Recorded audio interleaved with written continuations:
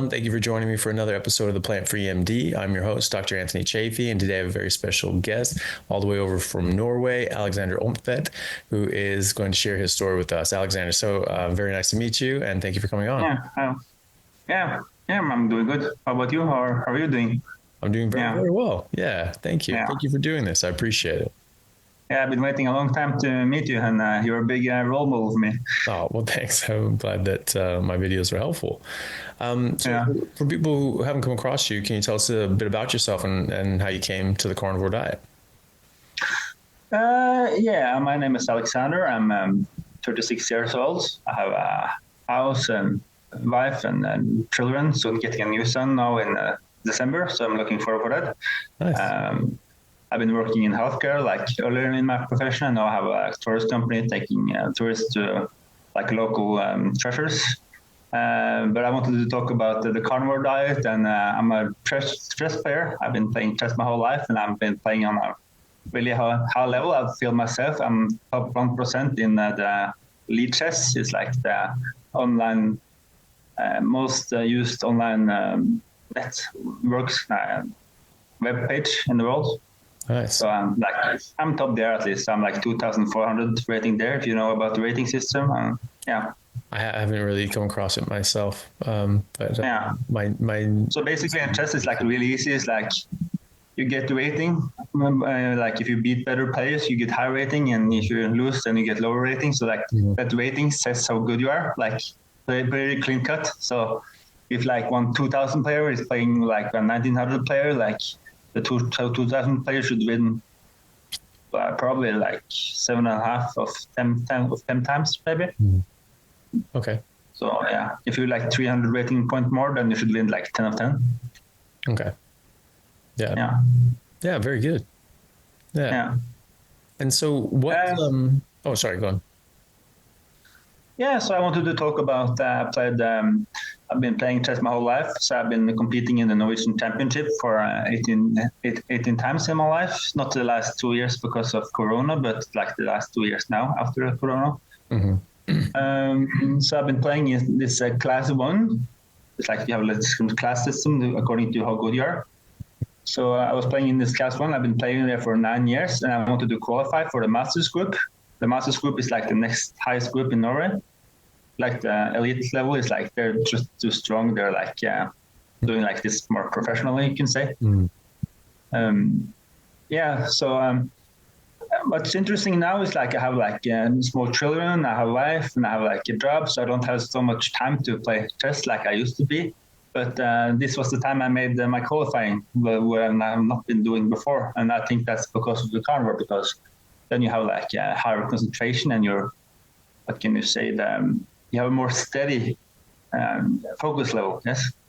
Like in a regular diet, you have like this incident going up and down, and you just get so knackered when you're playing like for so many hours. Like if you play a regular tournament, you play like 4 to 5 hours every day, and it's like for 8 days, and you have like preparation also. So then you're looking at maybe 6 hours like every day for 8 days. So then it's important to have like the right amount of energy and the right amount of focus. And like comparing it to you, for example, like you play rugby, and like, okay, you can you do a mistake and then your opponent scores, and draw, okay, you play a game, but it's only for 2 hours. But chess, you play like for 1 week, and it's like 6, 5 or 4 or 5 hours every day, and you're only like one mistake away from losing. So like if you just make one mistake in one game, then you lose the game. So it's really rough. There's no room for mistakes. So I played this tournament. I didn't lose one game. So nice. When I was playing, I was like, there was a lot of games I was looking to lose, but then I kind of edged it to make a draw, or it was an equal game, and then I edged it to win. So that's about like, then it's like important to have this steady focus when you've been playing for so many hours. Yeah, definitely. Because when your body is running on glucose, then you can feel like your body's energy is just falling down, and then you're losing your concentration. So that's the thing with chess, you can say. Okay. So what? Yeah. Well, it's funny. that when I was a kid, we had my dad had several books on chess, and I remember my brother and I were reading one, and we were trying to sort of teach ourselves a bit more about chess. And it was actually hilarious. The author was giving some examples of a game, and saying, this move to here and this move there. And it was like about 4 moves in. It was literally like moving a pawn, and move this pawn, to this position, and it just said, and in parentheses, and he moved his pawn here and said, parentheses, a mistake that would cost him the game. And I was like, whoa, already? Yeah. And that was it. He just made that one early mistake, and it just set up the whole game to be a disaster for him. And you can't make a. There's no room for mistakes. Yeah? No. So imagine have you heard about Magnus Carlsen? Magnus Carlsen. I don't know if I have. No, he's a Norwegian. He's the world's best chess player. He's been dominating the game for 10 years. Oh, wow. So recently he played 110 games without losing. Wow. And then if you want to be able to do that, you're going to have to play 4,000 moves. And if you just make one mistake in one of those games, then you lose. Yeah, right. Imagine. So that's the level that he's at. I'm not at that level, for sure, but that's how chess works. Yeah. So that's why I think it's so important with the carnivore diet and having the steady energy and the steady focus, and don't do mistakes. That's the big one. Yeah. Yeah, definitely. My niece and nephews are really interested in chess now, especially my nephews, and so I'm sure they would probably know exactly who that is. But I think I know. Yeah, definitely. What made you decide to start the carnivore diet in the first place? What got you interested? Oh yeah, thank you for asking for that. No, I started when I was a child. I didn't have a good nutrition growing up. It's nothing about my parents or anything. We just didn't have good habits with food. And then I kind of kept that going until I was 27, and then I was starting to get all this inflammation in my body and a lot of injuries, because I've always been doing a lot of sports in my life. So I've never been unhealthy or anything. I've always been been doing good in sports, in general. Mm-hmm. But then I got all these muscle problems, and I thought this was horrible because then I couldn't do stuff. Yeah. So then I met an old chess friend of mine. His name was Eric. First, I went to the steps, the regular stuff with going to the doctor, and they couldn't help me, and go to nutritionist and go to the mainstream. You know how that works, and it doesn't help you. But my friend Eric is also a nutritionist, but he was also a little bit contrarian. Contrarian. Yeah, contrarian. Yeah. So he was really about this paleo diet. So he started me on. So that kind of helped me, and when I started the paleo, I lost my inflammation and all of my problems. But I think it only took me this far. But my health was good, so I did this for 6 or 7 years. Mm-hmm. And then I started to get more problems with the same inflammation and with the sore muscles and stuff. So then I started with the keto diet, if you know it, the keto. Mm-hmm. I was looking up at Dr. Berg online. That kind of helped me. So I went from 98 kilos to 92. And I still had some problems, but I was doing okay, and my life was going okay, I guess. But then I was 2 years ago, I started to take up my golf again because I love playing golf. Mm-hmm. But you play golf too, or? Sometimes it's infrequent though. Yeah. Okay. No, but the problem is I got when I was starting to play golf, I just started to get my pain in my lower back. So then I was starting to do some painkillers and do that route. But then I was thinking, I cannot do this. This is not sustainable, and I'm not good at it anyway. So I just had to quit the game because my lower back was so horrible. I just couldn't play it. Yeah. So then it was a funny story because there's a gangster rapper in Nordic called the Pimp Ocean. Have you heard of him? No, but I'd love to hear a Norwegian gangster rapper though. That would be amazing. Yeah, no, it's really cool because he's 50 years old, and they do all these health hacks, and he was talking about carnivore and all this stuff. Really? And then it's going on TV, and it's like always in like an argument with the mainstream and the doctors, and like overweight people would think they have like good health. Nice. So I was kind of looking at him, and then I was thinking, like, okay, but he just recently did like 100 kilometers of skiing in like 5 hours. That's like, and he's like 50. So that's like really good. Like the top elite is like doing 50 kilometers for like 2 hours. Yeah, wow. So that's like really good. Like, yeah. And he's like into like nose breathing. So I have like this tape when he was skiing, and like it was like he's like a character, but I thought it was a little bit fun. So I was thinking, okay, but yeah, maybe it works for him. So then I'm gonna check this out myself. So then I was going online, and then I was looking at you, and I looked at Dr. Baker and the other guys. And then I just like see other people have like this incredible results, like people in curing cancer and people in curing like autoimmune diseases and all this stuff. And it like sounds too good to be true, really.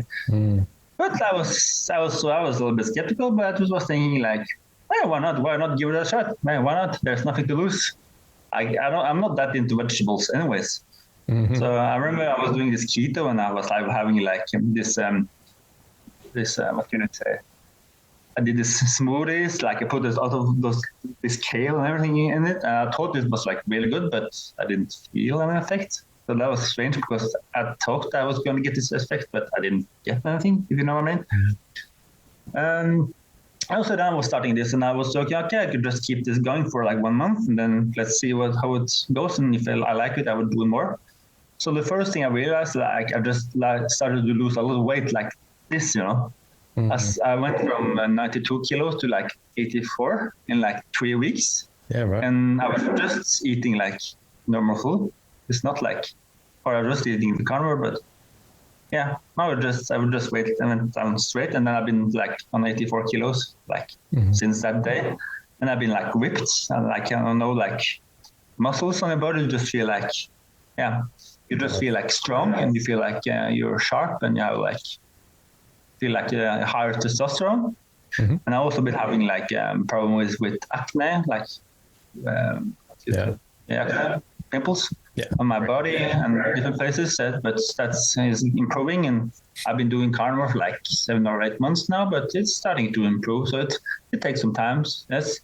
And I also used to have like a lot of dental problems. I used to spend a lot of money on going to the dentist to fix like holes, because I was eating like sugar, like if you use like a lot of fruits and stuff, but that went away. So then you also get like this, maybe like a stronger jaw, if you know what I mean.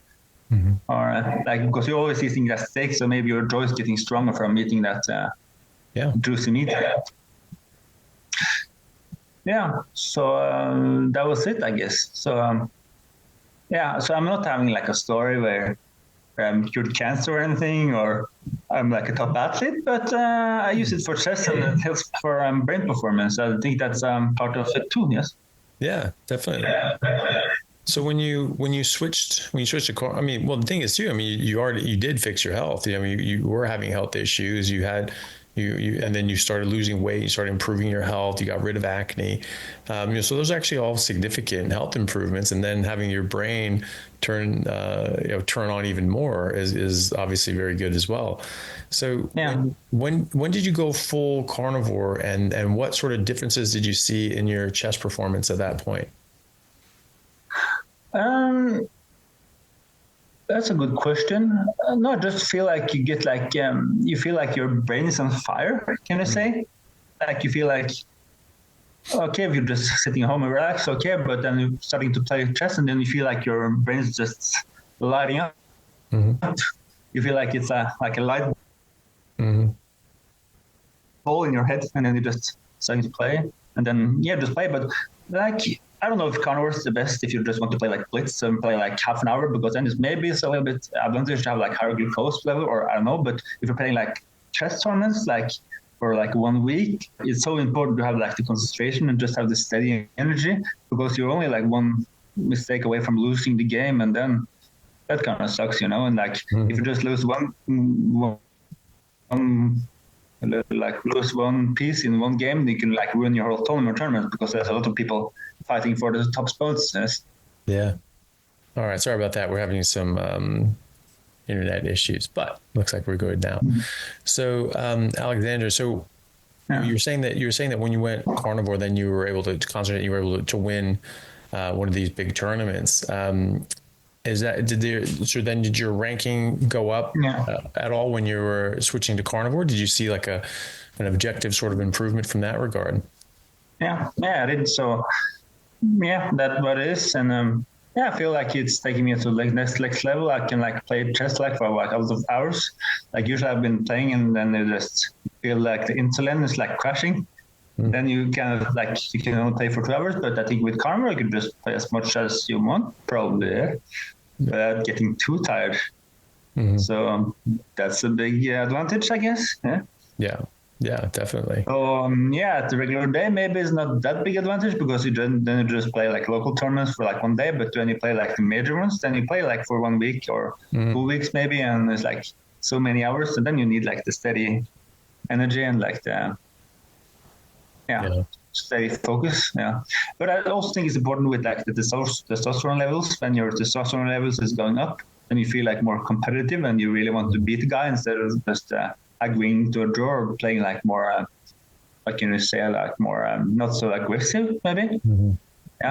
And maybe it's like an advantage because you can play like sometimes like slower games that takes like a longer time, because then there's like a longer room for the opponent to make a mistake. That's what you can do. Imagine if you're playing like rugby and then you're playing rugby for like 6 hours instead of 1, and then you have like more endurance than your opponent. Like that helps. So also like doing creatine like supplements, that also helps. That's really great for brain performance. You just feel like whoa. Yeah. Hey everyone, really happy to announce a new sponsor for the show and for everybody down in Australia, Stockman Steaks, who are delivering high quality grass-fed and finished pasture-raised beef and other meats, flash frozen and vacuum sealed to your door, something that I've been enjoying a lot of myself recently as well. They also have a great range of specialty items such as high-fat keto mince and carnivore beef and organs mince with liver, kidneys, and beef heart as well. So use code Chaffee today for a free order of beef mince or another specialty gift along with your order at stockmansteaks.com.au, and I'll see you over there. Thanks, guys. No, that makes sense. I mean, there's a lot of creatine in red meat especially, but it's your brain uses a lot of creatine. It's really good for energy performance in your brain. And actually, I've had recent studies with concussion and post-concussion syndrome where they give people high dose creatine and they get a lot of improvements in the concussion recovery as well. So makes sense. No, because when you really like you're playing like the young guys, because like people in my age, like I'm 36, so like they get like children and wife and everything, and then they kind of like don't play anymore. But when you're playing like these young dudes, they have like more testosterone, so then you need to keep up with doing other stuff. So you do what you do to survive, I guess. Yeah, definitely. Yeah. Well, it sounds like it's working as well, which is great. Yeah. So how often are you playing chess now?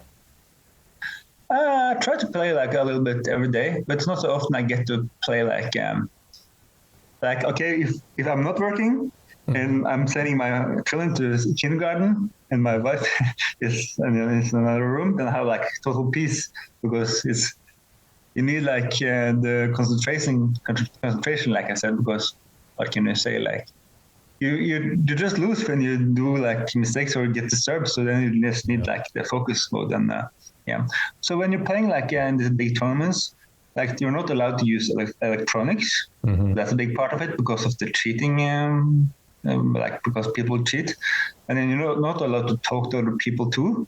So then it's just you and the board and the other person you're playing against for like 5 hours. So that's a kind of interesting thing to experience, like especially these days with everybody having mobile phone or anything. But in a playing hall, it can be like 500 people playing, but nobody has electronics. Nobody is talking, and just totally quiet. Yeah. Yeah, it's sort of a relic of the past, isn't it? Where people actually had an attention span and could focus on something longer than 13 seconds at a time. and didn't have to like flick from reel to reel to reel on TikTok and just rot your brain. That's probably very helpful as well for your brain in general, being able to just concentrate on something, on one thing for hours at a time.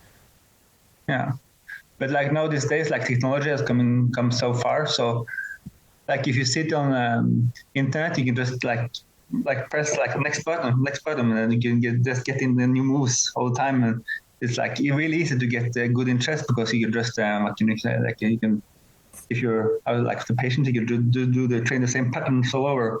But before we got like the internet and before I had like this technology, I think chess was better then because then there was just knowledge that was passed down from other generations. Yes. So then like the Russian chess school, they were like the Russians or former Soviet, they were like dominating chess for like 60 years. And they had like all the world champions except Bobby Fischer. Mm-hmm. And I was like passing this knowledge over the generations. So that was interesting days. Yeah. We sort of mentioned offline that Bobby Fischer was a bit of a recluse and an odd character, and as a result, he just sort of disappeared. He would just disappear, and no one knew where he was, and then just come out of hiding and go and blow out a world master from Russia or something like that, and then they go back into hiding and disappear.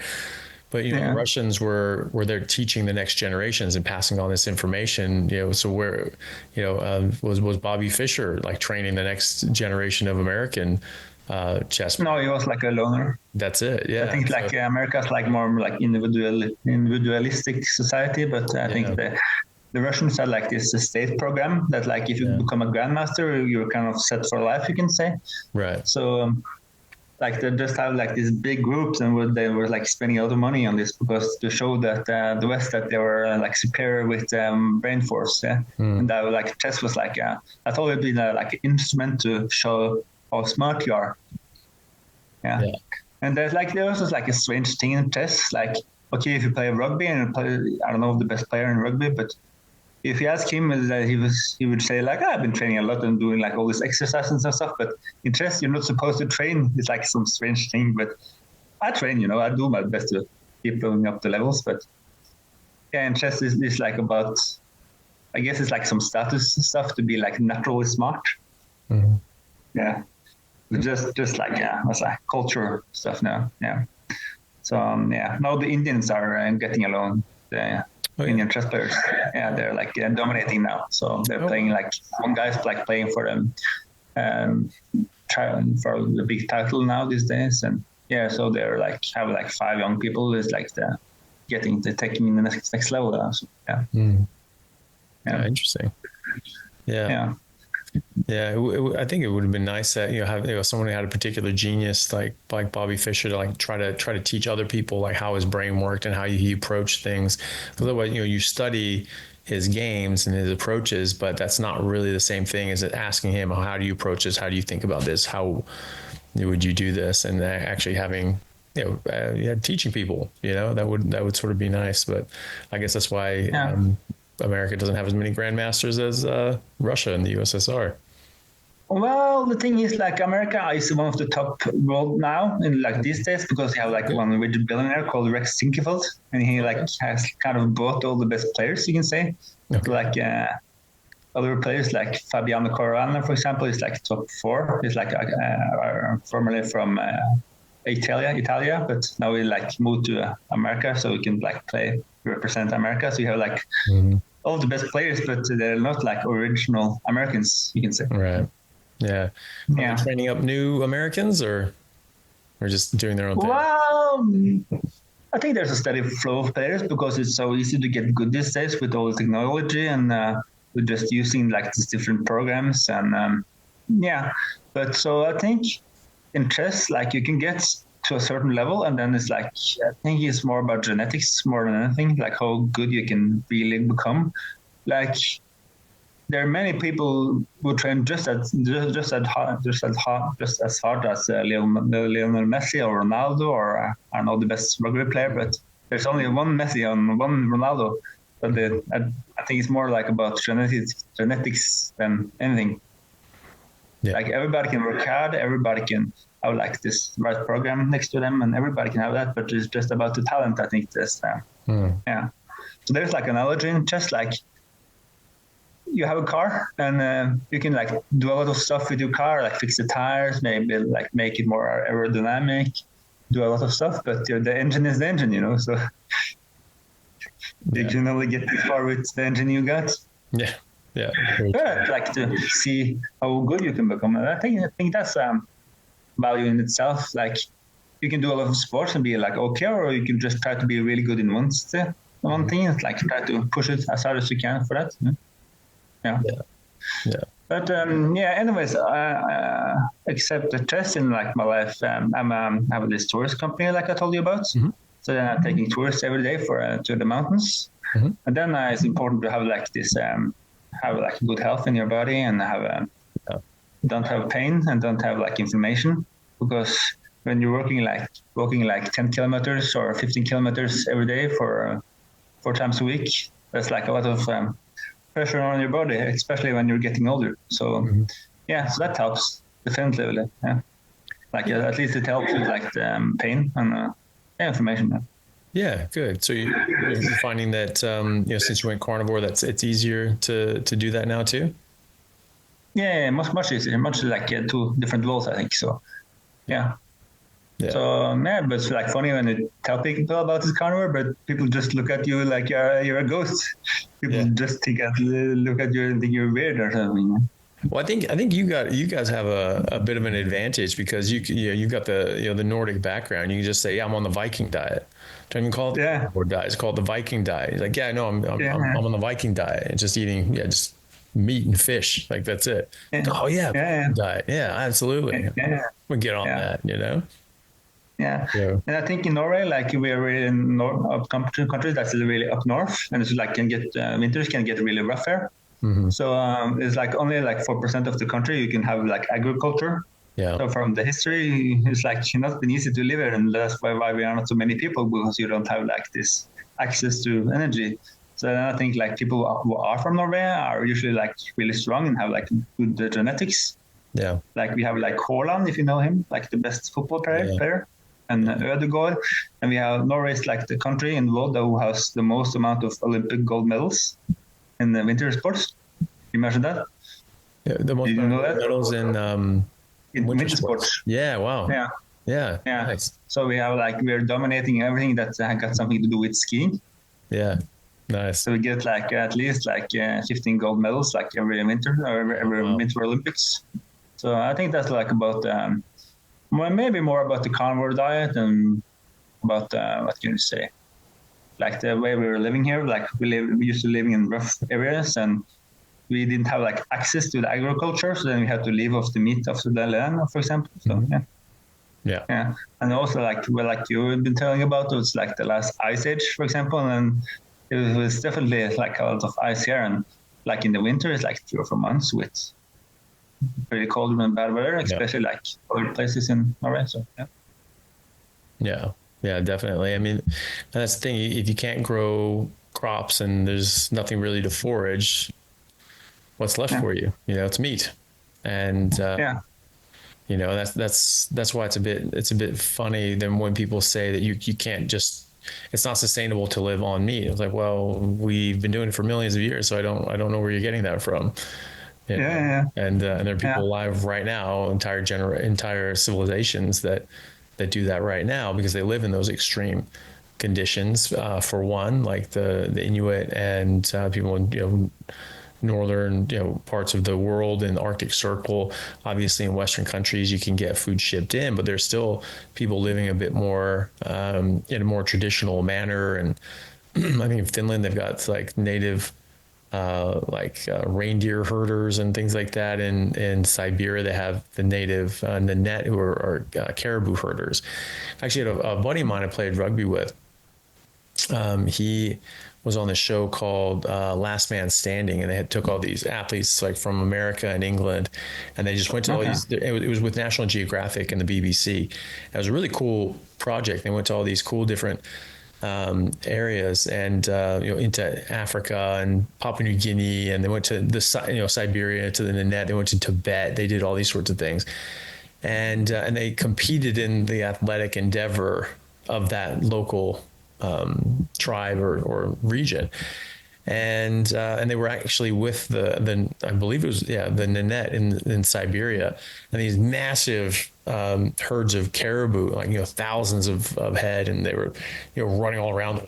Jesus, they would like split around them, and like it's just like thousands of animals like charging around you, and that's all they ate. They just ate meat the whole time, and they had these these little old ladies that were like in their 90s, or one lady was there was actually I saw a picture of one of these ladies. She was out there herding these reindeer, and she was 99. It's just like, I guess you have to take her word for it, but we're taking the people in the blue zone's word for it as well. So if you trust that, then you have to trust this too.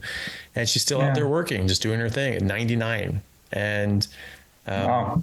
What are they eating? They're in Siberia. They're in northern Siberia. And like that's much truth from it. Yeah, that's it. And and then they do great. And you live in those areas during the winter.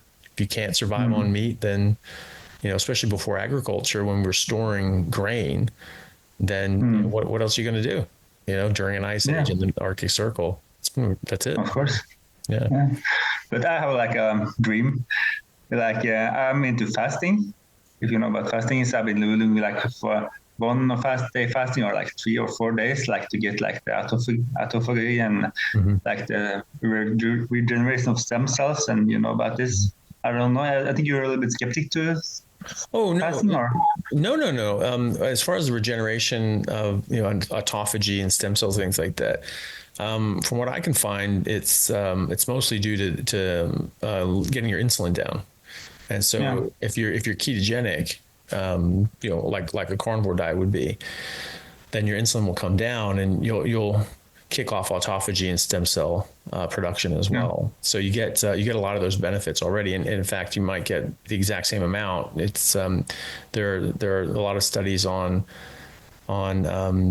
fasting mimicking diets. They say that, well, there's all these benefits from fasting, but that's hard for people to do. So what about a diet that mimics the metabolic state you'd be in fasting? Does that give the same benefits? And so fasting mimicking diet is just a ketogenic diet. You're getting yourself in that metabolic state that you'd be in when you're fasting. And so, all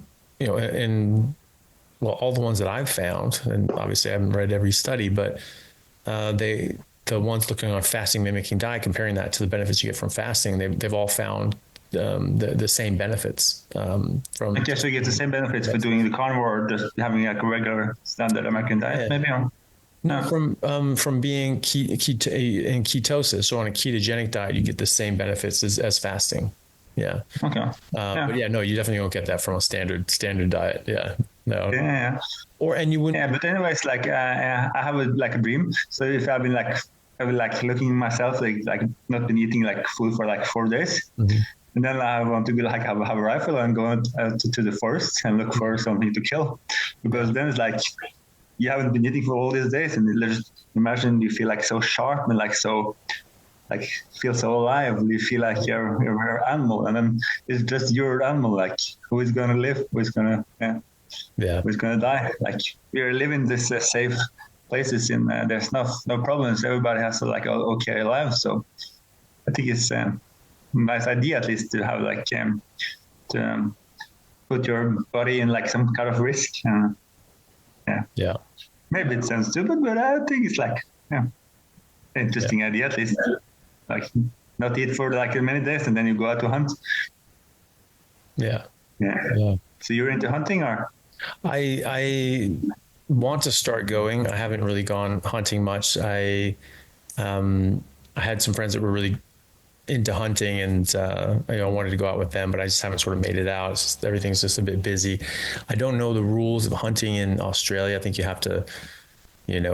Somebody who has a farm and be able to go out there, and you can sort of. Okay, so they own the land, huh? Yeah, and so I think you can hunt kangaroo and things like that. And I know people who hunt kangaroo, but back in America, I have friends that hunt, but just haven't been back in so long that I haven't done it. But I think it's something that I think it's a skill that's good to have, and and if you are eating this way or any way, you should know where your food's coming from. You should know how to get it yourself. If you are going to take an animal's life to help yours and so that you and your family can live, then you should know where that's coming from, understand the life and death cycle and death and rebirth and be part of it. Not be squeamish and say, okay, well, this is part of it. And if I'm not willing to do it myself, then I should, maybe I shouldn't be doing it, but I think it's important that people do it regardless of whether or not they want to go hunting, but just from a health standpoint. But I think it's a good idea to understand that and understand that, be in touch with that, the life cycles. I mean, there's something so important to all of humanity for thousands and thousands of years, was understanding that those life cycles and the importance of the life cycles and death and rebirth, and how important it was that these animals, that they didn't voluntarily give up their life, but they did lose their life so that we could live and our ancestors could live and then beget us. And we have all these stories like in Native American traditions. They have stories about the like the buffalo's wife or something like that, whereas they would scare a herd of buffalo over a cliff and they would all die at the bottom of the cliff, and that's the food that the entire tribe would eat for the whole year, and that's how people lived. And then one year they tried to get them on the cliff, but they would just turn right at the last second and turn the last second and turn the last second, and they wouldn't go. And the daughter of the chief, asked the chief of the buffalo, like, why are you being so selfish? If you guys don't go over the cliff, then our people will die, and then we won't be able to survive the winter. We won't be able to make it. And the chief buffalo said, well, what about, my people and my family? You don't care about us. These are our families and our children. And you don't even dance for us. You don't even welcome our spirits back so that we can be renewed and we can be, reincarnated. And, so why should we make that sacrifice for you if you don't, respect that and try to help us get back, to our families? And she said, okay. So they made this deal. And and they would do this buffalo dance, and they taught her the special dance, and that would honor their spirits, and that would let their spirits go back and be reincarnated. And so they die in death and rebirth and all these sorts of things. And I think she then had to go marry the king of the buffalo or something like that. I'm not sure about that one, but that sort of thing is just understanding, you're respecting that life. You say, hey, these are living creatures, and they don't want to die either, and they have this sense of family as well. And we need to respect that and pray for their spirits and respect the sacrament, not just be like, oh yeah, whatever, it's just a piece of meat or just a piece of broccoli or something like that. We really should respect our food and know where it's coming from. People used to be so grateful and in touch. They used to give thanks and say grace before every meal. And now we just eat, and who cares? And we're just in front of the TV, and it's not a big deal. It's like, it's just I think we've lost a lot by doing that. Yeah. Yes, I think it's a lot of value to hunting. Like, you don't hunt just for fun, you hunt for eating the food. And but I heard, like, I had some tourists in my company, like from Australia. And they said, like, there's like a plague in Australia with all the kangaroos. And like the kangaroos are like big, they're like 110 kilos. So it's not like illegal to kill them, I heard, but if you hit it with the car and they die, it's not that bad if you take the meat. I don't know. Yeah. I just heard that I was talking about this. So kind of what they did is, like, they had like one kangaroo a year or something. So then you're saving a lot of money. Yeah. Like 110 kilos is like food for a whole family for a year, I think. It's a lot. Yeah. You get a lot of meat anyway. And, yeah, you might need a couple kangaroos to get a whole family, but, Yeah, depends on the family. yeah. Yeah. I'm sort of put down about a kilo, if I'm working out a lot, maybe 2 kilos a day. 2 kilo, wow. Yeah. Oh, but you're big. If I'm working out a lot, so if I'm, we're lifting weights a lot or, back when I was, playing rugby and lifting weights all the time, like if I ate, if I was sedentary and just doing my thing, a kilo a day was perfect for me. But then when I'm but you eat like once a day or? Yeah, usually. Yeah. Okay. So but can you eat like 2 kilos in one meat in one? No, usually one at a time. And then if I was lifting weights more and my body wanted more food to put on muscle, then I would need to eat twice a day. So I get 2 kilos a day in 2 different meals. And that was usually that. Yeah. Then I could put on weight really easily. Okay. No, because I've been struggling with that. I like when I started the carnivore, I just like went down like, woof, but I've not been able to like gain like more kilos because you eat your beef and then you're full and then you don't want to eat some more. Yeah. You have like a lot of butter and stuff, but still like you just eat to get full and like I don't know how you can eat more than being full. Yeah. Yeah, it's you just got to eat more than once a day. Like if you're out hiking and doing all that stuff, I'm sure your body would ask for more food. You just have to give it to it. So if I'm working out, if I'm lifting weights, but I'm still only having, the same amount that I would have when I'm sedentary, like 1 kilo a day, I'll get stronger, I'll get more solid, I'll get, more defined and in better shape, but I won't like bulk up, and put on a huge amount of muscle.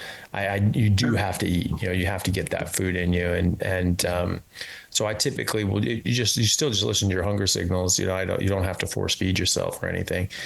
You certainly don't need carbs to do that either. If you say, you need a caloric surplus, like where do you go to school?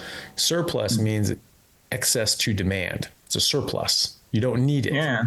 Right? Of course not. So by definition, you don't need a surplus. And so that surplus is just going to go to fat. And so you don't need a surplus, you need enough. Right. So you need to eat enough meat and you get enough, your body will tell you how much that is. And, and then you'll put on muscle. Then your body just adapts, huh? Yeah. You just slam on muscle as long as you're stimulating your muscles to grow. If you're lifting weights, doing anaerobic work, hard hiking, you'll build up your legs for sure. If you want to put on muscle though, you need to stimulate those muscles. And then you need to eat enough, so you need to lift weights, do sprinting, full body sort of anaerobic exercises where you're putting in a lot of work and, and tiring yourself out and, doing something that's so intense that eventually you're going to build up enough lactic acid that you need to take a break, or you need to sort of cool it a bit. But what I have noticed, that when I've been going from like 98 kilos to 84. But I never I never weigh myself because like a lion doesn't do it. So like you said, but I didn't like lose strength, can you say? Like I can still like lift the same amount of kilos, even if I'm like 14 kilos less. Okay. So so that's the difference, I think. Yeah. Yeah. Well, you're still lifting the same weight. You have that strength to body mass ratio, it's, that's significant. And, if you keep lifting and you keep pushing yourself and you keep eating, you'll put on weight. You'll put on muscle more easily than you ever have before. It's, some people put on muscle more easily than others, but wherever you're at, it'll be easier to put on muscle for you compared to what you've done before. Yeah. But I wanted to ask you another thing, and like at least in Norway, like if you talk to people about the carnivore, people look at you like you're a ghost, or like they just look at you strange. But how can you get like convince people that carnivore is the best for health? Like it's like strange. Like if I meet people with like chronic illnesses, I said like you should try that, and they're not like even willing to like entertain the thought. And then they're going to the doctor and hey, give me some pill, and then that doesn't help, obviously. Yeah. Well, if it's someone just out, in nature, and they come up and they're like, oh, wait, you only eat meat? And I was like, yeah, just do it. It's the healthiest way to go. I'm like, wait, what? And they usually have questions. She'll say, well, don't you, well, what about all the nutrients in plants, or what about vegetables? You don't eat vegetables? And I'll make something, make a bit of a joke, be like, no, I don't eat vegetables. They're super bad for you. And they're like, wait, what? Hold on a second. It's shocking. So I'm like, wait, what? And, and then they're like, wait, I didn't think that. And then they'll then the conversation will go from there. And, there's always a certain pattern, like, don't you need vegetables? No, they're bad for you. Why are they bad for you? Well, they have toxins and, all these sorts of things. And you lay that case out and people go, oh, okay, well, but what about fiber? Okay, well, fiber, you don't actually need it. And, can cause these other problems. And, 70% of the animals in the world are carnivores. They don't eat fiber. They go to the bathroom just fine. And I go to the bathroom just fine. And then the Nanette go to the bathroom just fine. And so the Inuit and the Maasai and so on. And then, well, what about cholesterol? What about heart disease? So it's all very predictable stuff. Yeah. Could just take stuff. Yeah. Yeah. And so, you just have, and you just know the answers, and so you get more streamlined at answering it. So you can get sort of, quicker and quicker at delivering that. When I'm talking to a patient, and the thing is too, is that when you're in good shape and you feel good and you're healthy, you're an example of that as well, because I get people at the hospital who are not in very good shape. They're not very healthy. They're overweight. They don't look like they work out. Maybe they probably work out more than I do. And, I look like I'm in, work out more than they do. And that sort of shocks people as well. During COVID, I was very low body fat percentage and very muscular and lean. And, people are saying, well, that's just because you work out all the time. You're just all, I have it all the time. And I'm like, it's COVID. The gyms are closed. I haven't worked out in 3 months. Like, what that's no, of course you have, you work out like twice a day. And I was just like, I've done push-ups twice in the last 3 months. Like that's, And that's when they're like, wait, what? It was like, this is all diet. Like this is just what your body does when you're eating proper food. Then they start thinking about it. They're like, because some people are like, well, you're going to get fat and sick. And then they look at me and they just go, well, I guess maybe not, because that's probably not true, because when you're an example of that and you're in good shape, then, then they sort of, see that, well, maybe that's not as accurate, because it's just hearsay. It's just people saying these things. They've repeated it for decades, but then you look at people doing it and they're like, yeah, okay, well, that's direct evidence to the contrary. If it's a patient, that's a bit more straightforward, because you'll bring them in, you'll talk to them about their different health issues. If it's a new patient coming in, talk to them about their different health issues, the medications they're on, the troubles that they're dealing with, and why they came in. And, then we do like a big deep dive into the blood work and see what's going on at a metabolic and hormonal level, and nutritional level as well. And you can just see, these things they're all off and they don't feel well. And I can say, listen, your insulin is 5 times what it should be. Fasting insulin is 5 times what it should be. Your leptin is 20 times what it should be. This is a sign of a damaged metabolism. Your hormones are all out of balance. Your nutrients are all in the floor. This is coming from your diet. These are important things you need to focus on. Your insulin's out of control. You need to cut out carbohydrates. I tell them about the dangers of excess carbohydrates and how and excess insulin and how this affects hundreds of different processes in your body, like autophagy and suppressing stem cells. And then But how can you do that if you're you're a doctor and you're employed from the hospital? Then you because you have if you have this approach, but the main general guidelines saying that you should eat all this ultra processed junk. So how do you process that? No, the thing is that I have my own practice, so I'm my own boss. Oh, your own, yeah. Yeah. So if I'm at the hospital and doing neurosurgery, when I was a registrar there,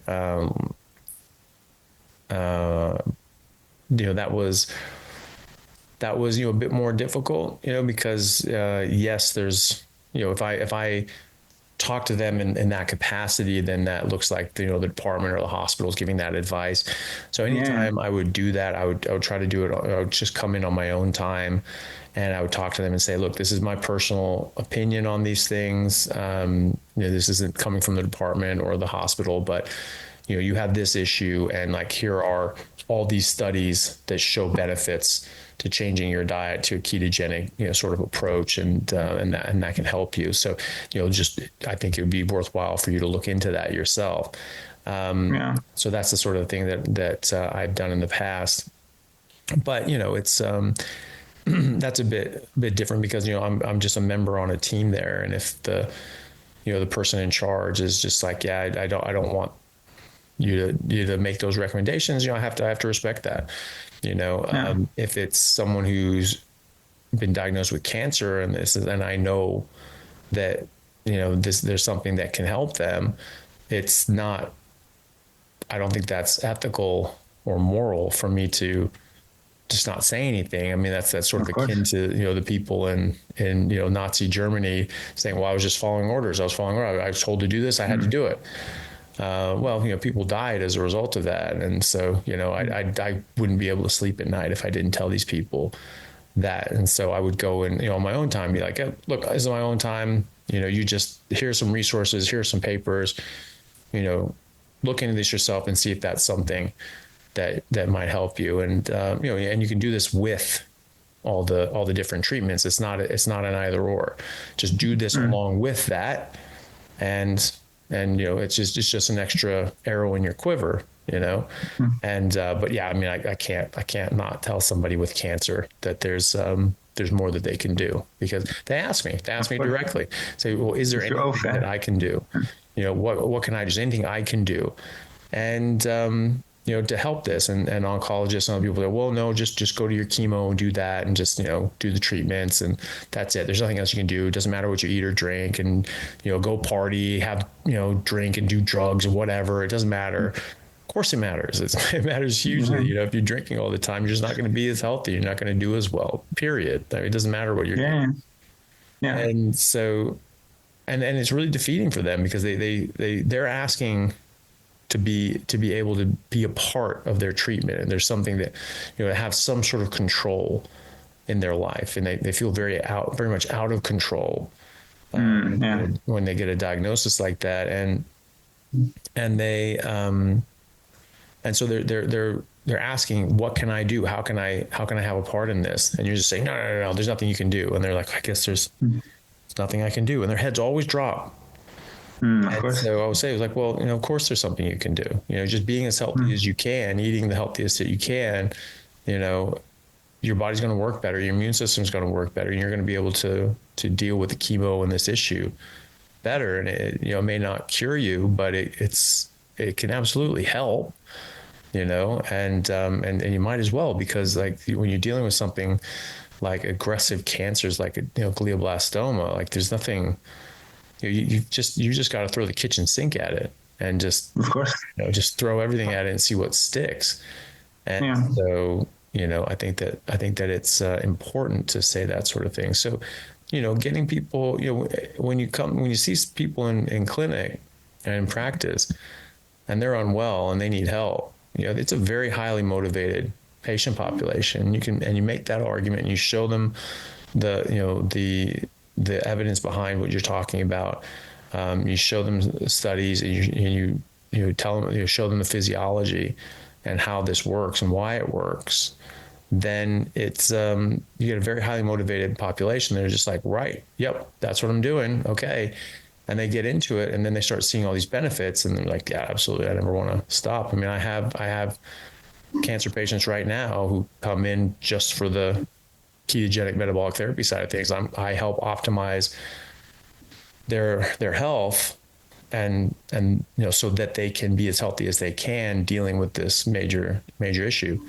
And at least so far, people have been having very, very good results and doing very well. So that's all I can do. Yeah, sorry. What if you have imagine if you've been living like really unhealthy for like 50 years, and then you start to do the carnivore, and then you kind of get healthy, but don't you have like damage from the last 50 years, or like all those cells just renew themselves and get healthy, or how does that work? Well, you're certainly going to have damage, but you're going to have more damage if you don't stop, and you're never going to have a chance to heal. And so, but does that last with you, the old one? Sorry, like the last, like the first 50 years, does that like stick to your body, or your cells renews as like new cells? Or yeah, but the body's pretty amazing. You can actually recover from a lot of damage, and it can take time. But I mean, I have patients, 60 something year old women who reverse osteoporosis, in a year or less by eating just a strict carnivore diet and exercising, lifting weights and things. So, that's a dramatic improvement. So, it can take time though, and that's the thing that people need to understand. There's no shortcuts. You walk 10 miles into the woods, you're walking 10 miles out, so it's not like you just say, oh, I'm carnivore now, so everything's perfect. Well, no, you have high blood pressure, you have diabetes, you have other chronic conditions. It will take time to undo the damage of 60 years of eating the wrong thing and damaging your body. And but the good thing is it doesn't take 60 years to get that healing. Now there is such a thing as damage done, and some of that damage can be permanent, but the body can heal from so much. It's actually quite remarkable. I mean, I've seen neurological recoveries decades after a stroke. There's a guy named Dave Mack who I've had on my podcast, and he's been on mine. And he's been doing carnivore, and he has over 850 interviews. He just interviews all these people who have had these amazing stories. And he had a stroke 30 years ago and had severe right-sided weakness where he was limping and had a really bad limp and was hemiparesis. Close, yeah. He very, very, very weak on the arm and leg on the right side. And he had done ketogenic diets and Atkins and different sorts of things, but he's a very stable neurology on his right side, and couldn't really go up and down stairs very well, would fall very, very easily, trip and lose his balance. And then he went carnivore, and 2 months into it, his wife mentioned to him, he's like, hey, you're not limping anymore. What's going on? He's like, wait, are you serious? Like, videotape me. He's videotaped him. He's just walking normally. Wow. And now he can run up and down stairs, whereas before he was just clinging onto the rail with his left hand to just desperately try to not fall. And he's made this massive neurological recovery 30 years later, which is just really, any textbook would tell you that's impossible. Of course, and yet it happened, Yeah. And you have a videotape. He has videotapes of himself, walking with his daughter, and he's got this pronounced limp. And multiple videos of this is just, that's how he was. And then all of a sudden, now he's walking normal. He doesn't have a limp. So I've seen massive recoveries, and he's not 100%, his right side is still weaker than the left, but it improved enough that it doesn't slow him down anymore. He's not falling. Yeah. But it still sticks with you. Say again? It still sticks with you. Like, okay, like you still have some late problems, but like you can fix maybe 90% or something. Like, yeah, exactly. For example, he still has some residual weakness. Hey guys, just want to take a second to thank our sponsor, Carnivore Bar. I don't promote many products because honestly, all you need to be healthy is to just eat meat. For those times that you're out hiking, road tripping, or stuck at work and you want a nutritious snack that is just meat, fat, and salt if you want it, the Carnivore Bar is a great option. So I like this product not because it's just pure meat, but also because I want the carnivore market to thrive as well. And the more we support meat-only products, the more meat-only products there will be available in the mainstream. So if this sounds like something you'd like to get behind, check it out using my discount code Anthony to get 10% off, which also applies to subscriptions, giving you 25% off total. All right, thanks guys. And some people will have that, and some people, a type 1 diabetic who's damaged their beta islet cells 20 years ago, probably not going to be able to make insulin again.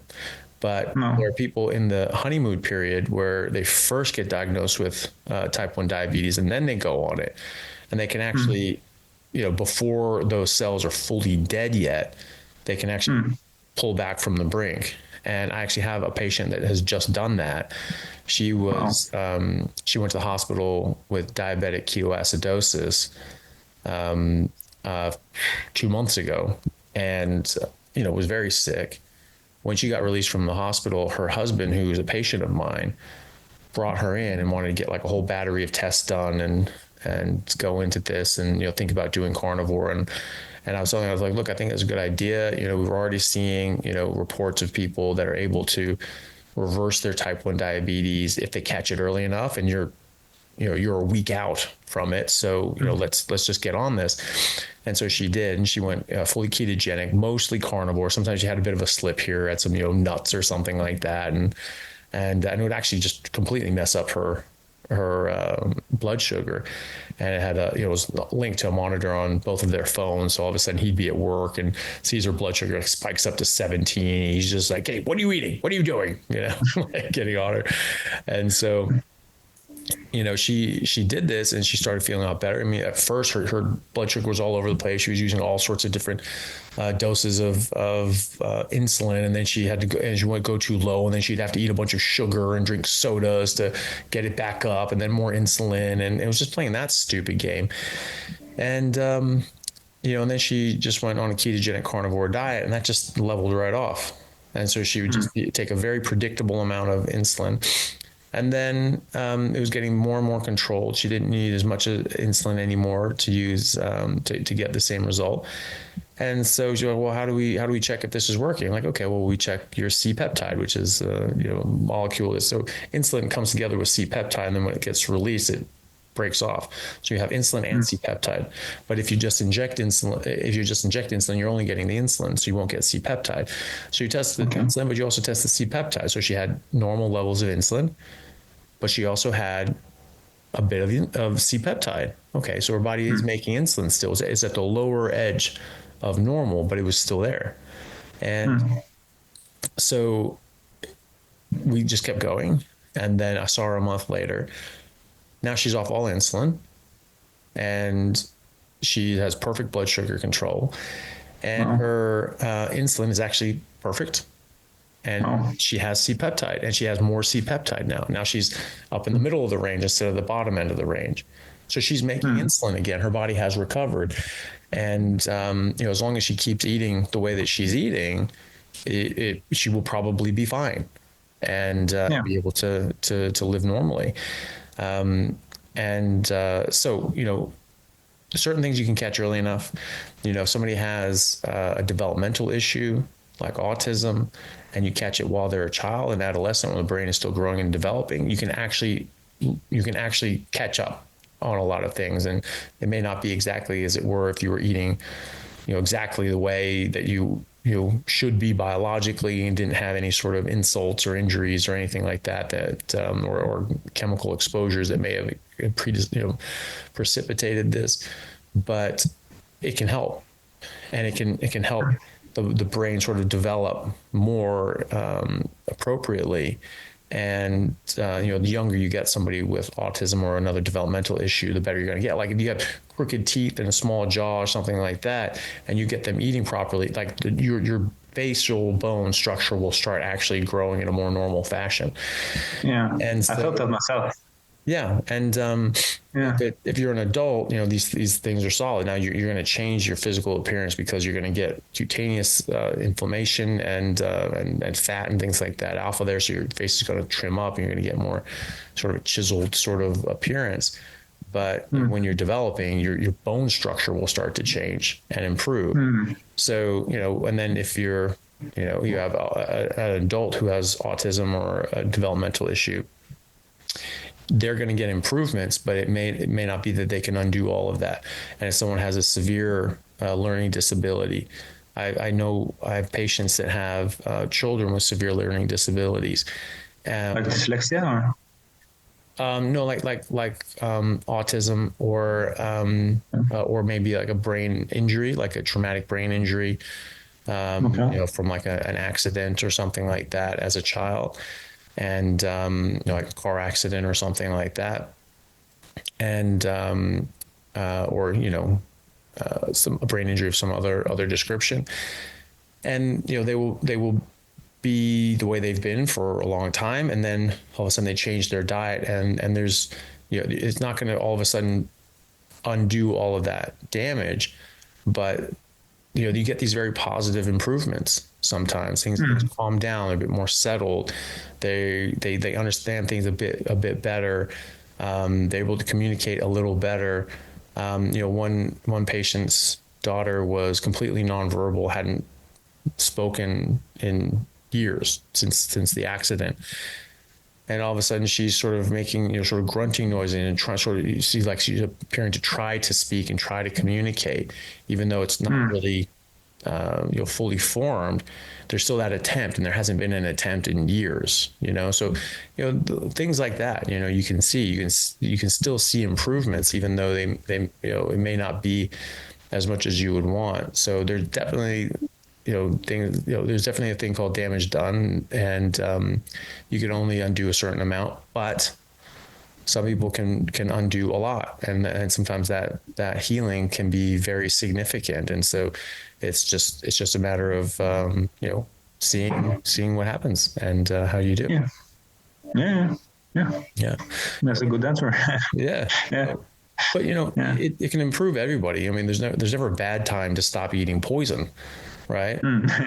So, I had a friend of mine. She's a doctor here in Western Australia. She's a general practitioner, and she worked with geriatric populations. And she had this gentleman who was 86 years old, and he just really couldn't care for himself anymore at home, and his family couldn't care for him, and so he had to check himself into a nursing home. And he basically, his mind, he was going there to wait for death, basically, which is a pretty grim sort of reality.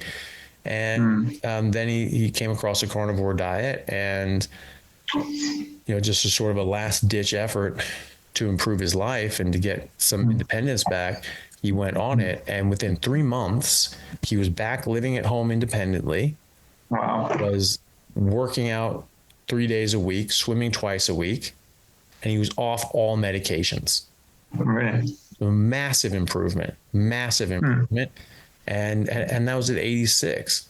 So now this guy has a completely new lease on life, and many, many, many more happy, healthy years of independence left to him. So, and hopefully decades, but it's just getting him home and getting him improved is just amazing. A friend of mine, Hal Cranmer, has nursing homes in Arizona, and he is putting these same approaches in with his nursing home patients, and he's getting a lot of improvements for them as well. He's actually been getting several of them home also. So it's just like, he's healthy. We don't need to keep mom in the home. We can in the nursing home, we can take her back with us, which is great. That's exactly what you want. So it can help anybody at any stage. Okay. No. Yeah. Makes sense. Yeah. Cool. Yeah, but I was going to ask you also about this, about traveling, because it's not so easy when you're traveling, and it's also like the social aspect about the carnivore. It's like, when you're out at the bar or at the social event, it's like every day is no problem, because then you just buy the beef and then you just eat it and the eggs. But it's not so easy, I think, with normal life, and you meet or normal people here. So. Yeah, well, you get used to it.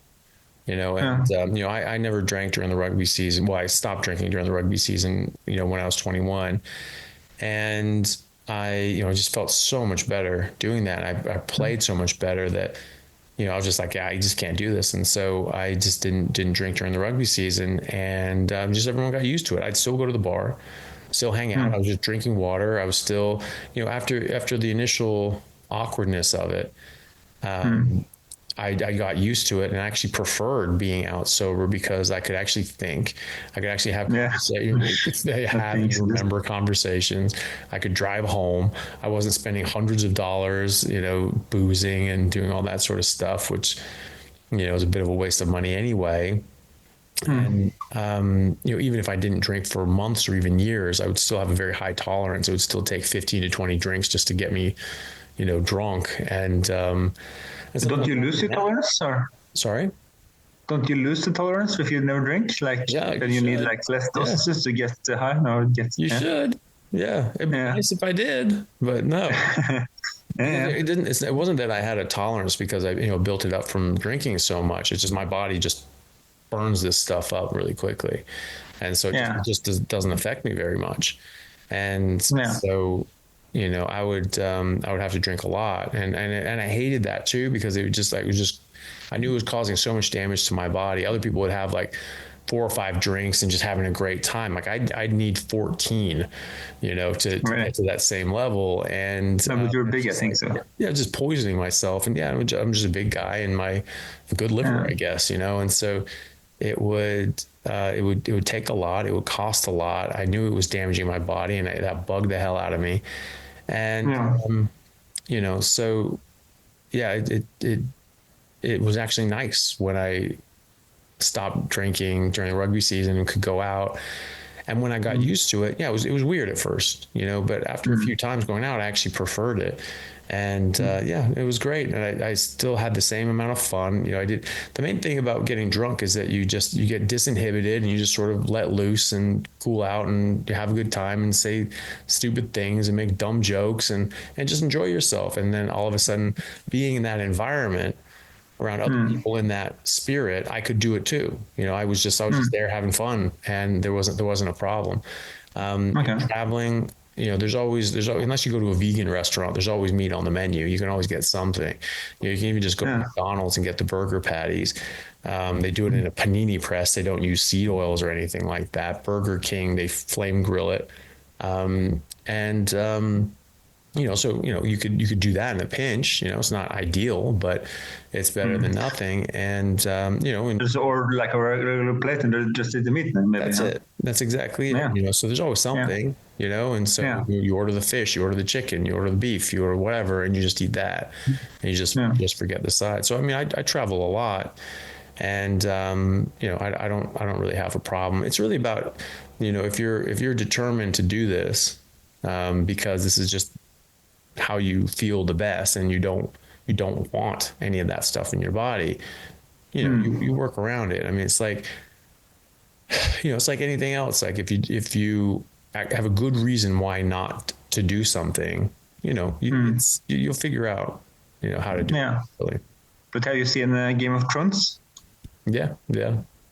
So you know what Cersei says when she blows up that building with all the preachers and the priests? Oh yeah, what's that? A lion doesn't care himself with the opinion of a sheep. A lion doesn't doesn't care himself with the opinion of a sheep. Yeah, exactly. Yeah. That's kind of cool expression. I was thinking about that when she said that. That was kind of a cool thing to say.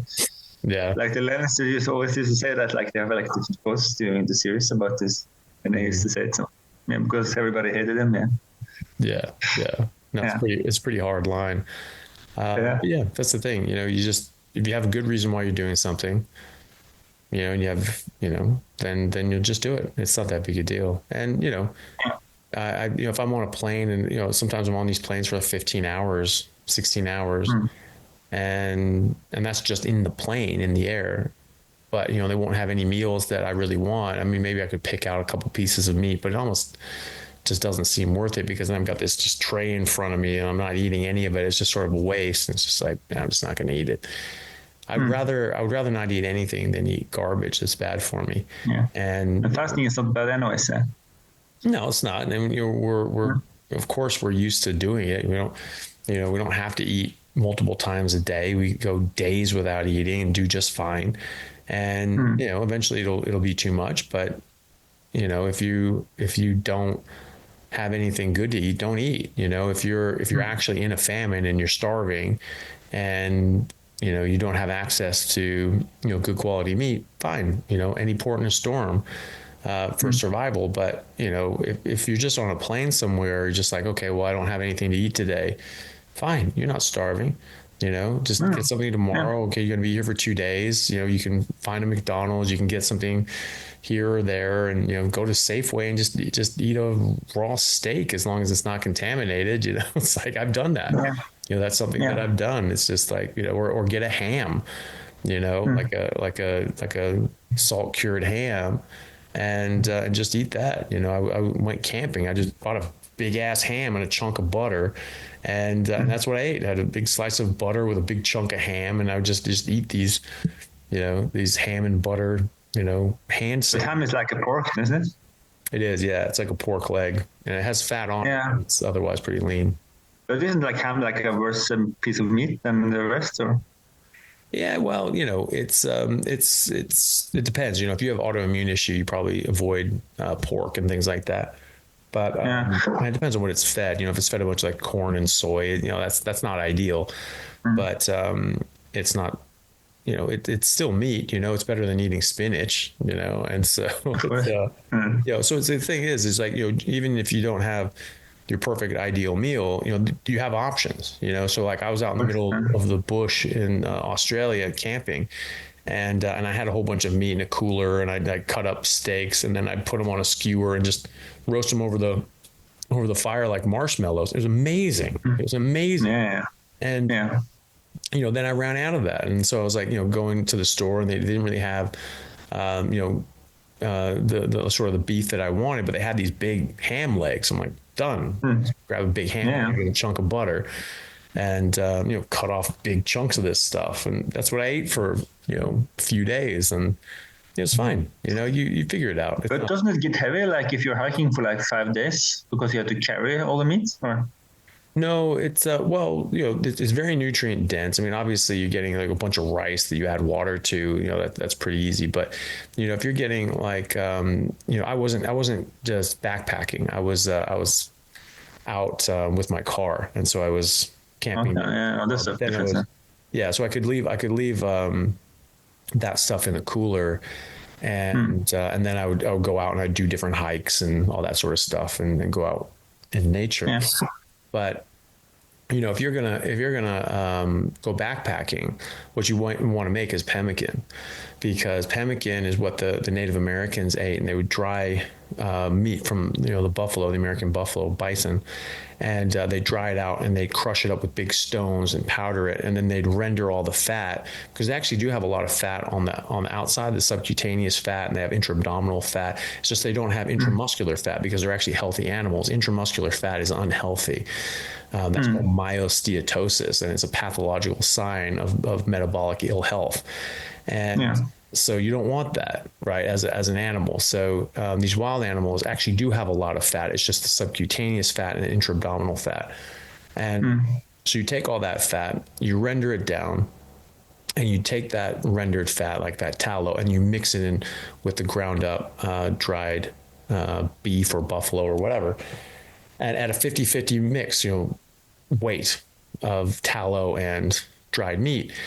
And that lasts for years. They found as long as you store it right, it can last for years without preservatives or refrigeration. They found caches of these things from the Revolutionary War in America that were from 50 years earlier, and they were all fine. And so the Native Americans would make pemmican out of this entire buffalo herd that would fall off, that would get scared off of a cliff. And that's what they'd eat for the rest of the year until the herds came back and they had another big hunt and did it again.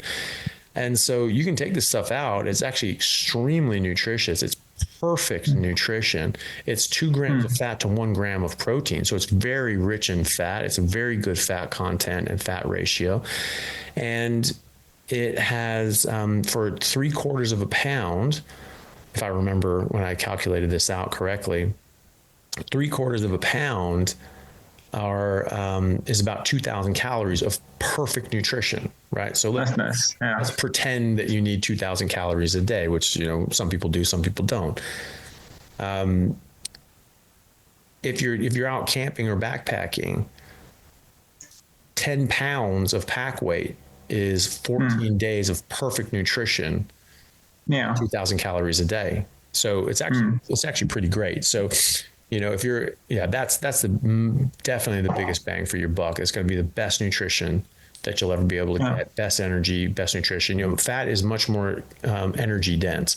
It's way more energy dense than carbohydrates. So you're having bags of honey, carbs, and all that sort of stuff. You still get way more calorie per gram of fat than you do per gram of carbohydrates. Yeah, because what's really cool about Norway, we have like this tourist association. I'm from the country, so then we have like it's 600 cabins that you have like all around Norway, and then you can just travel from cabin to cabin to cabin. Yeah. And you don't need to have like almost like a drinking bottle, etc. You just like drink the water from the waterfalls. Yeah. So if you just have the meat, you don't have anything. You don't have like anything. You can just go from cabin to cabin. So you can just travel for weeks, really. Yeah, cool. That's really cool. Yeah.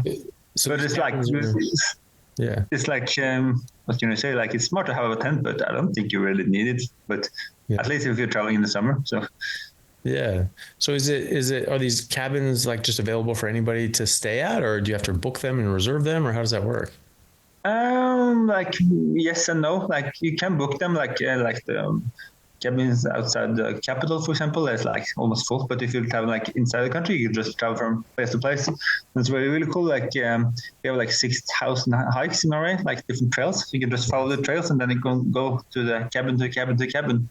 And then you meet a lot of other travelers who are doing the same. You just meet them, and you hike during the day, and then at the evening you just sit and relax and meet some people, and that's kind of what you do in the summer. Yeah? Yeah, cool. Yeah, that's awesome. So yeah, especially when you have like all these waterfalls and stuff, like you don't. It's like water is not a problem for you, and like the temperature is good. It's like in the summer it's like 15 degrees. Mm-hmm. So yeah, you can travel as long as your health or your body cooperates, I guess. Yeah. Yeah. Yeah. Very cool. Yeah. Oh, that'd be great. But you have like all I'd love to do that. To do hike over Norway, that'd be amazing. That's such a gorgeous country. Yeah, I think I recommend to do it. Like we have like a lot of tourism coming here, so like in Stavanger, it's like 700,000 tourists coming here, and we're like 150,000 people. So imagine like all this tourism coming here and to see the fjords and everything. Yeah, so that's why kind of the cool people do. Like they travel just from cabin to cabin, they just travel for weeks. Yeah. And then you just meet some people and have like really cool conversations, and like you don't use phone or something. You just like maybe have like a compass and map, and maybe some and then you just follow the trail. Yeah, very cool. Yeah. Well, Aleksander, I really appreciate you taking the time. It was a real pleasure talking to you, and keep talking. It's a big honor for me. Yeah, I really appreciate it. And it's great to hear your story. And from that perspective, this carnivore diet doesn't just help, people that are sick or in athletics or whatever. It just helps people live their life and whatever they want to do in their academic and professional endeavors. So thank you very much for sharing your story. I really appreciate it. Especially for, playing chess and like for brain performance, like for exams or something, or if you just want to like push your brain for like 3 weeks or something. I think it's just for the steady energy. Yes. Yeah. Studying, people, people studying for exams and studying for the MCATs and, board exams. It just helps your brain work and helps you buckle down and stay focused and be able to get your work done and do it in a way that's not depressing and horrible and burns you out. So it's really good. Yeah. But can I ask you something off the camera afterwards? Yeah, sure. We do that. Okay. Do you have any social media or anything like that, or a website that people can go check out to see if they want to go on a tour in Norway and things like that? Like our webpage is getguidednorway.com. Okay. So then you can book the hikes with my company. So we basically do like the main tourist hikes, but we also do like other stuff if people want to do that. So yeah. Okay, cool. Yeah. All right, perfect. Well, if you send that to me, I'll put that up in the description, and then people. Thank you very much. Yeah, of course, not a problem. Yeah. So so great. Well, Aleksander, I really appreciate it. Thank you very much for coming on, and it's a great honor. Yeah. And everybody, thank you very much for watching. I hope you enjoyed that and got something out of it. Please do share this with at least one friend or family member you think would like it and benefit from it. Thank you very much, and we'll see you next time. Hey guys, thank you very much for taking the time out to listen to what I had to say. If you like it, then please like and subscribe to my YouTube channel and podcast. And if you're on YouTube, then please hit that little bell and subscribe, and that'll let you know anytime I have a new video out, which should be every week, if not more. And if you could share this with your friends, that would help me get the word out and let me know that you like what I'm doing. Thanks again, guys.